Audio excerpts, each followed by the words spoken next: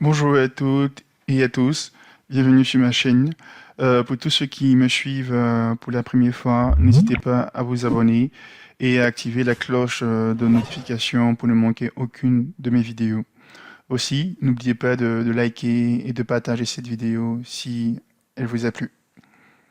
Suite à une demande, j'ai décidé de faire une petite série de vidéos sur les structures de décision. Tu vas certainement me demander de quoi est-ce que je parle encore. Bah, il s'agit simplement en fait des books et si tu t'en souviens bien, je crois dans l'une de mes premières vidéos sur le cours d'apprentissage à VBA, on a eu à aborder les books. Donc là, dans cette vidéo-là, qui sera la première d'une série, qui est la première vidéo, je vais t'expliquer comment fonctionne l'instruction if. Donc c'est parti.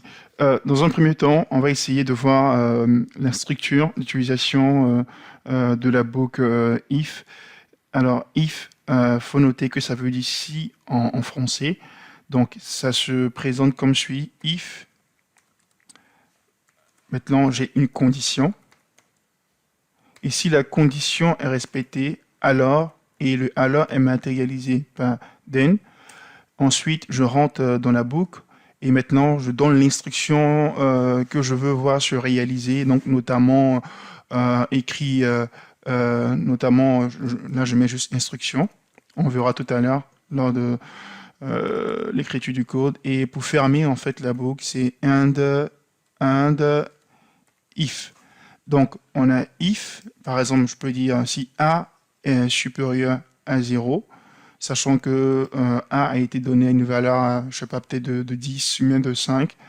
Donc, le A va rentrer dans ma boucle, là, va rentrer dans ma condition. Si c'est supérieur à 0, automatiquement, je rentre au niveau de l'instruction. Je vais demander à mon code, par exemple, d'envoyer un message et de dire que A est un nombre positif compris entre 0, par exemple, et 10, voilà, et tout. Donc, on va aller maintenant dans l'environnement VBA. Mais avant d'aller dans l'environnement VBA, j'ai ce petit tableau à vous montrer.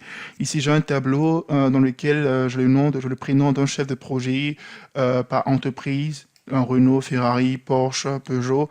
Ensuite, les modèles de voitures, le Talisman, la GTC Lusso, la 911 Turbo, le 3008 et le budget de développement. Ces valeurs sont juste à titre indicatif pour vous montrer juste comment fonctionne la structure if. Et ici, on voit bien que pour la Peugeot, on a la valeur en fait du budget de développement qui est manquante. Donc, ce que je vais faire, je vais créer un code. Ici, je sais immédiatement que la cellule en fait qui m'intéresse, c'est la cellule qui se trouve sur la ligne 6 et qui est sur la colonne D. Donc, c'est la cellule range D6. Donc, je vais demander à mon code de vérifier que la cellule, elle est vide. Et si la cellule, elle est vide, je vais lui demander de me renvoyer un message pour m'informer que la cellule est vide et donc je dois remplir en fait l'information de la cellule. Donc, pour ce faire, je vais aller dans mon environnement. Là, je suis dans mon onglet principal. Je pars dans l'onglet développeur. Ensuite, je pars ici au niveau de Visual Basic. J'ai cette fenêtre qui apparaît.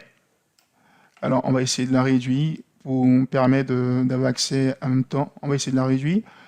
Et là, j'ai mon module 1 qui est là. Là, j'ai, voilà, pour vous rappeler, pour avoir ce module, je vais dans Insertion, je fais insérer un module. Là, j'ai le module 2. Alors, du coup, je vais appeler la macro, ma macro sub structure if. Alors, on a dit qu'on allait vérifier que la cellule est vide ou pas. Alors, pour avoir accès en fait à la cellule, c'est range D6 et à la valeur, il faut ajouter un point value. Donc, on va dire que if range entre guillemets D6 point value est égal à vide puisque c'est vide, voilà. Voilà. Je fais le then.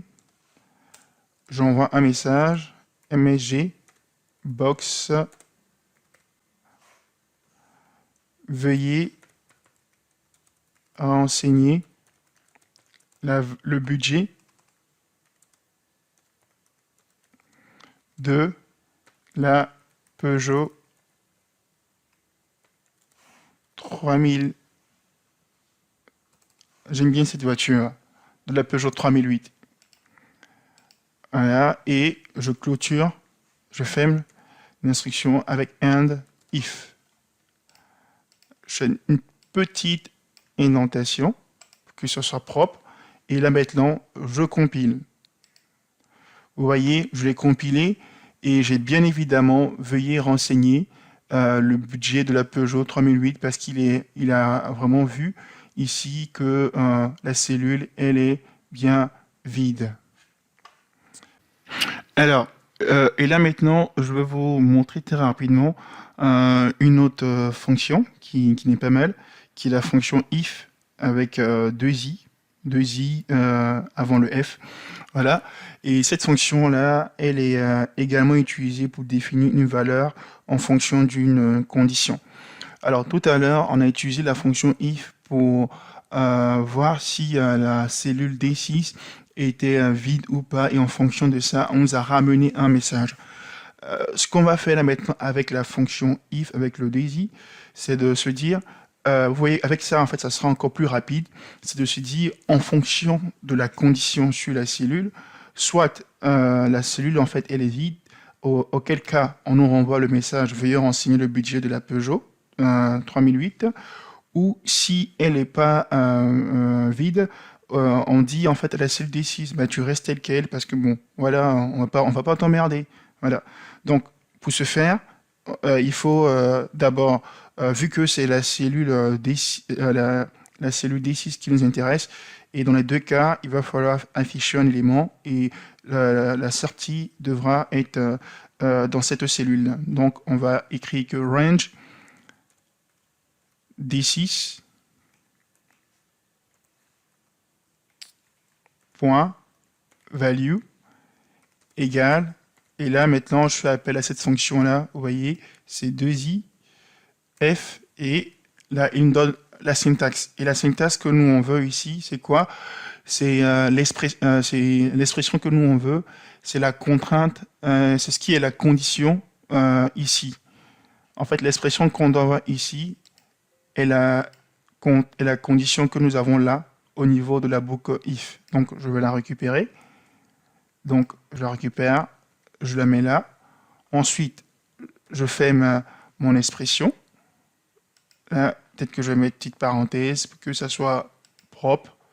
Voilà, pour l'encercler.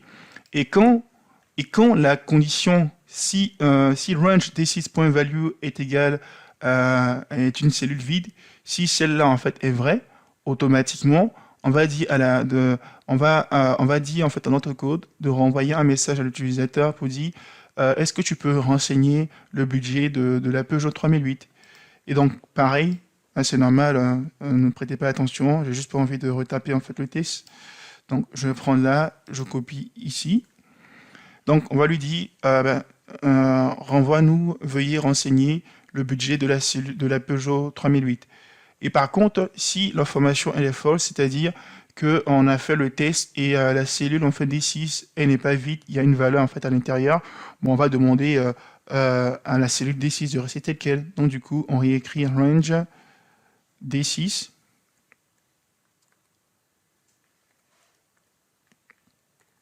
point value, et je fais ma jolie parenthèse.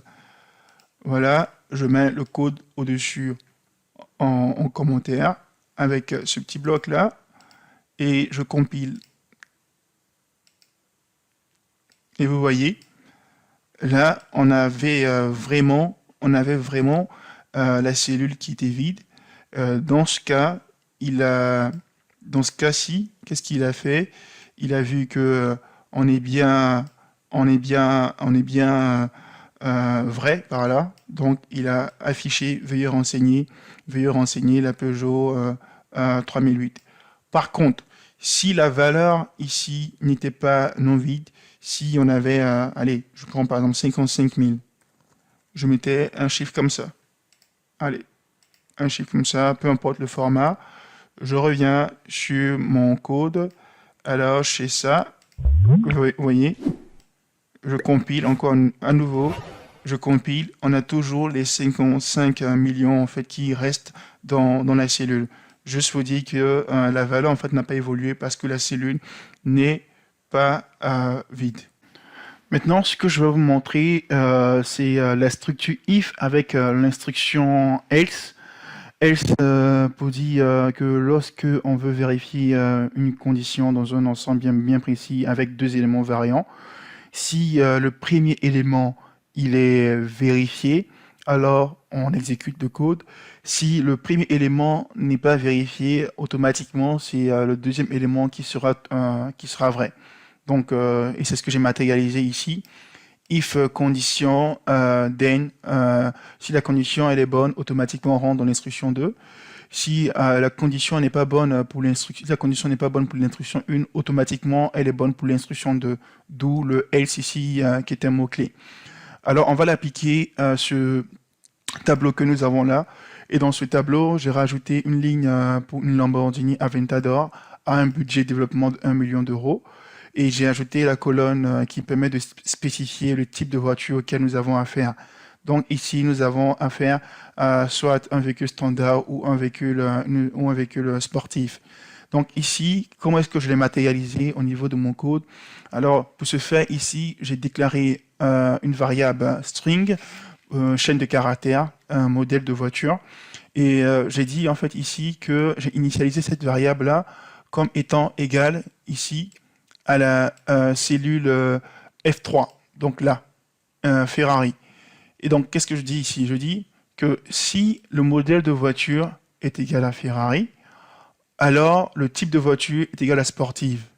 Donc, message box, type de voiture. Donc, le code est censé nous renvoyer un message nous disant que le type de voiture est sportive. Par contre, si la voiture n'est pas Ferrari, automatiquement, le message, le code nous renvoie un message pour nous dire que c'est un véhicule standard. C'est un véhicule standard. Mais là, à prendre avec des pincettes, j'ai fait juste ça pour vous montrer un peu la fonctionnalité. Parce que, bien évidemment, j'ai deux voitures, en fait, j'ai trois voitures sportives. Ça aurait pu être une voiture Lamborghini. On ne serait pas égal à Ferrari, mais il allait sortir, en fait, un message en type de voiture standard. Mais donc, faites la nuance là-dessus. On verra ça avec dans un autre exemple tout à l'heure. Donc, ici, alors, je vais exécuter. Vous voyez, je vais exécuter là, pas à pas. Vous voyez, on a bien égal à Ferrari, donc le type de voiture sportive, et message box, il me fait sortir sportive. Et mon code, il se termine. Par contre, si je remplace par talisman,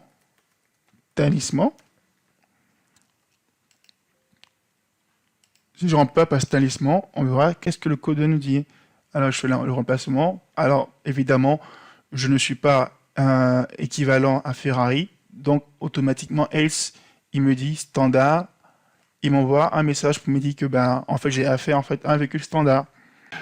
Maintenant, la dernière chose en fait à voir pour clôturer les éléments sur la structure if, ça serait de voir le else if, c'est-à-dire on a vu tout à l'heure else, mais il y a aussi la fonction avec le mot-clé qui dit sinon si.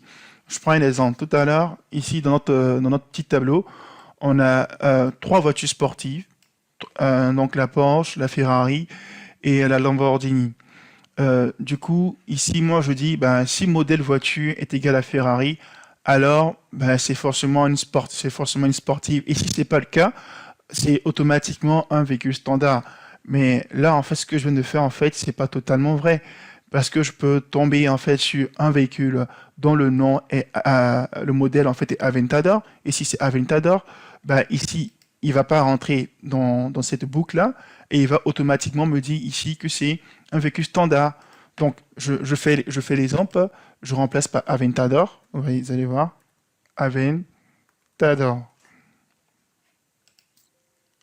Je sors comme ça, pas à pas, je rentre pas et automatiquement, il me dit type de voiture, ici standard. C'est faux parce que dans mon tableau ici, Aventador, c'est un véhicule en fait sportif. Donc, ce qui nous permettra de prendre en compte cela, ça serait de dire, par exemple, là, je vais faire, je dis, if modèle de voiture est égal à Ferrari, then sportif, sinon si, donc pour le matérialiser, c'est else, if, je dis else,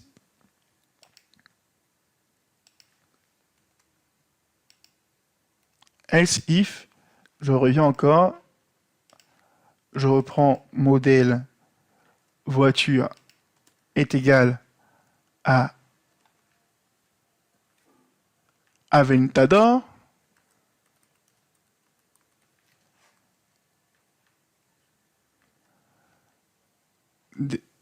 then, je fais pareil encore, then, ok. Ah plutôt j'ai oublié le égal. Voilà, c'est plus ça. Ensuite, donc là, qu'est-ce que je fais? Je recopie en fait ça, ici, pour me faciliter la tâche. Et ensuite, je dis encore, ben, si c'est pas une Aventador, ça peut être en fait une 911 Turbo. Donc je mets else if, encore else if. Allez, je vais m'éviter voiture égale. Et ensuite, là, qu'est-ce que je fais? Je recopier encore modèle voiture, comme ça. Et là, je dis 911 Turbo. Alors, attention, parce que là, il peut y avoir un peu plus d'espace et tout. Bon, voilà. C'est un peu ça la complexité aussi des fois. Ici, alors, je dirais, tu mets ça. Voilà. Alors, il faut que j'indente bien. Voilà. Avec ce code-là, on est bien complet. On va maintenant exécuter pour voir ce qu'il va nous donner. Je fais, allez, tac. Ici, mon modèle voiture est égal à Aventador. Donc, ici, c'est pas égal à Ferrari. Et là, en fait, il rentre. Et il m'envoie un message pour me dire sportif. Donc, mon code, en fait, il match bien. Il a pris en compte les autres véhicules sportifs. Si je change par un 3008, allez, je mets 3008. On va voir ce qu'il va me dire. Là, 3008, ben, je suis pas égal à Ferrari, je suis pas égal à Aventador, et je suis pas égal en fait à la 911 Turbo. Donc automatiquement, il rentre dans le else, c'est-à-dire si je suis pas Ferrari, si je suis pas un Lamborghini, si je suis pas une Porsche, automatiquement je suis forcément en fait un véhicule standard. Voilà. Vous savez tout maintenant. Donc, on a vu en fait dans cette petite vidéo la structure if tout seul, if condition plus l'instruction avec les mots-clés d'N. Ensuite, on a vu le if avec le 2i qui est une fonction pas mal aussi que je vous conseille. Ça permet en fait de réduire les lignes de code.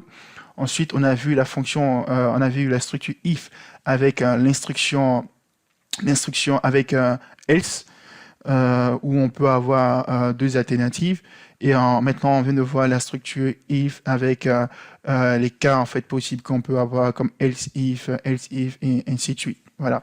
Et à savoir que ce code-là, tel que vous le voyez, il y a forcément en fait un moyen en fait de le synthétiser, de le rendre plus simple, mais je l'ai juste fait là pour vous montrer comment est-ce que ça fonctionne. Donc c'est ainsi que se termine cette vidéo sur la structure if, sur la boucle if, comme vous pouvez l'appeler comme vous voulez. Donc je vous dis à très bientôt pour une prochaine vidéo sur les structures de décision. N'hésitez pas à commenter, à me faire votre retour et à me poser des questions en commentaire. Au revoir.